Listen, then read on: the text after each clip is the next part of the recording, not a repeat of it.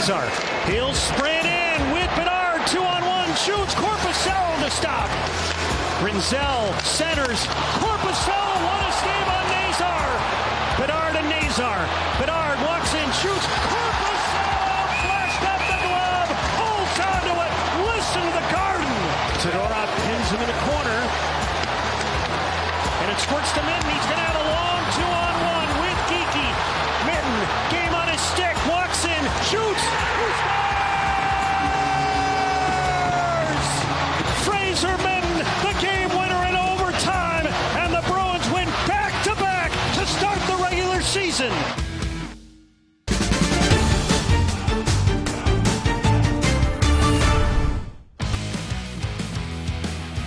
And welcome into Bruins Breakaway Live. David Pasternak and the team coming into the TD Garden, continuing this mini homestand. Jordan Harris making his Boston Bruins regular season debut tonight. We're going to dive into him. Jeremy Swayman getting the start. Lots to get to. With that, we welcome you to Bruins Breakaway Live, presented by Granite City Electric Supply with Billy and Barry. I'm Sophia. Barry loaned Pasta his suit. How did you know that? I figured that. Okay. Hey, I have one more thing to read before you jump in. Can you wait 1 second?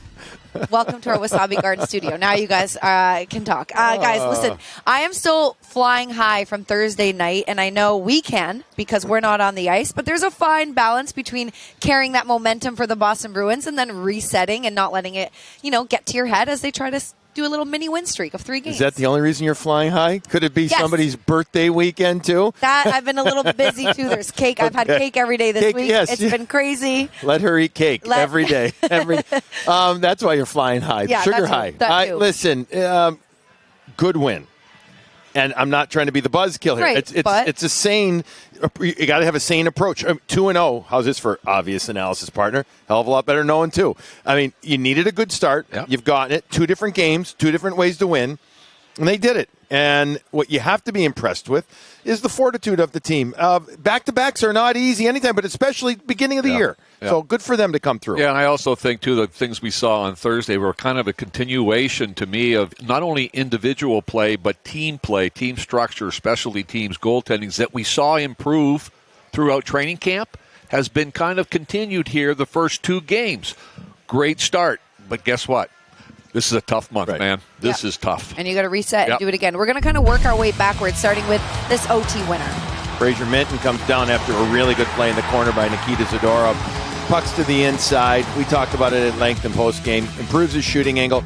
Watched a little fake there. The defenseman Rinzel elects to play the pass when he's a righty defenseman, so he goes there and he gives Soderblom, the goaltender, the shot, and give the kid credit. It's an awesome shot. Confident shot, and just placed perfectly. Yeah, it was, Billy. I think, too, the other thing that we talked about last game when this happened was that, he's on the ice in overtime, probably going against Bedard and Nazar, and that's probably the matchup the coach wanted. Here's a young kid at 21 getting the confidence from the coach to be out there in overtime against those superstars. And yes, Korpisalo made some big saves, but boy, this was a big goal. And the really good feeling of this was when the team came on the ice, half went to Minton, and the other half went down to Korpisalo, and boy, the fans were into it. It was a great game. We're definitely going to talk about Korpisalo coming up, but let's hear from Fraser with Raycroft after Thursday's win.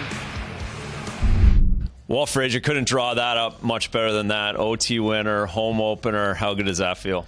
Yeah, great. I think we were coming on strong there in the third and deserved it. Corpy bailed us out, and nice to win in front of the fans. Yeah, how about those saves from Corpy, and especially in overtime, the 2 big ones, going to his right and then on Bedard and on the breakaway. Huge effort from both goalies in both games. Yeah, Corpy was unreal. He deserved that first start tonight. He was keeping us in it there in OT, and hell of a game by him. Electric Player is presented by Granite City Electric Supply. Electrical contractors get free overnight delivery almost anywhere in New England with the GCE night train. As we said, there would be no overtime winner if it wasn't for at least 3 huge saves in OT and all game. Well, that's what he faced in overtime. 3 shots, and he made 3 10-bell saves. This one was unbelievable. Old school, acrobatic. Yeah. I love it, Barry. I love the way he shows athleticism, and even though he says he overcommitted, you have to respect the shot, right? You just have to with those kids out there. Bedard trying to pick the top corner, and he actually makes this one look beautifully easy. Yeah, it really does. He blocks him. He kind of gives him that little top shelf. And then the little shake. Yeah, I'm just a little decoy here, and I'm going to grab Who it. does that remind you of, skating out like that a little bit? Yeah, a little bit like cheese. A little cheese, right? Yeah. But I also I think one of the key things that we always say about him, and last year we saw it even when it was a tough season, he competes. Yep. And man, did he compete hard in overtime and give his team a chance for the win. All right, well, we discussed some of the good news, but there was bad news out of Thursday. Hampus Lindholm left the game after 4:28 time on ice in the first period. He's now listed as day-to-day with a lower body injury, a different injury than he suffered last season. He's going to skate on Sunday, be reassessed then. Not sure if he'll make the road trip, West Coast road trip, but we're hoping for that. We got to wait until Sunday. But with that means there's a new person that slots into the lineup, and we have Razor ringside with us tonight. So Razor, tell us what's going on the blue line with Hampus Lindholm being out. Sure thing, Soph. A little good news, a little bad news. Bad news always first in my house is that Hampus Lindholm's out day to day, so he's going to skate, and we'll see if he gets in the lineup Monday, if not later on the road trip. The good news is Jordan Harris gets to check in, and as the seventh defenseman and playing his 165th game tonight, he gets in the lineup early. You don't want to wait too long as this season goes for Jordan Harris. There's a great opportunity. He talked about that this morning. It's a blessing every day you can play in this league and play hockey for a living. And, every single day is an opportunity, every time you step on the ice. So honestly, since the day I signed, it's just been, what can I do today, to get better and improve my game and show what I can do. So just taking it, one step at a time. Are there any Bruins defensemen you looked up to when you were a kid over here? Definitely. I got a chance to meet Dennis Seidenberg when I was young, and so that was really cool. Obviously, he's a Dano, and having him around has been awesome, I think, for me and the group. As I got older, I got a chance to skate, with Matt Grzelcyk more and just to see, how he processes the game and uses his feet and everything. And now being friends with him, it's cool. So I can pick his brain now. So definitely those guys stand out. So as nice as it would have been to have 6 healthy defensemen all season long in the National Hockey League, that's not reality. The Bruins went out, targeted a guy like Jordan Harris to be their 7th guy. He's coming to camp. He's in great shape. And like I said before he spoke, it's nice for him to get into the lineup sooner than later. He doesn't have to sit and watch too long. He still feels fresh from the preseason. I expect him to come in seamlessly and play a great, solid game. Razor, thanks so much. All right, let's take a look at the deep. Yeah, let's take a look and see what we're going to have. What a report, Razor. That was very professional. On top of his game, huh? He is, yes. Yeah. Lowry and McAvoy remain together. There's Jordan Harris. Congrats to Jordan. I know he's been in the league for a while, but just to get to play for your hometown team is amazing.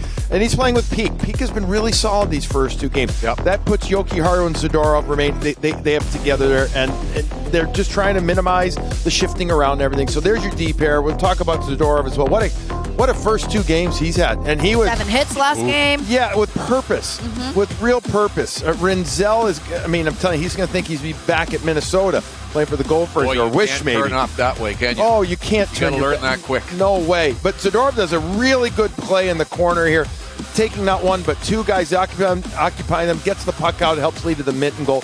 Overall, the big guy has really settled in. He has become a reliable defender that has snarl, that has presence, and he's not taking nearly as many penalties as he did before. And it's because, as we said last game, talked about this morning too on this, less is more. Yeah. Less is more. Let the game come to you, and he's doing that. And I think this is the way he kind of finished the season off. I thought last year, that last month, he and Jokiharju, I thought, were a very steady pair coming down the stretch in a tough season for the team and the organization. But I thought he really played well. I thought, when you lose a top defenseman like that so early in the hockey game, you go with 5D.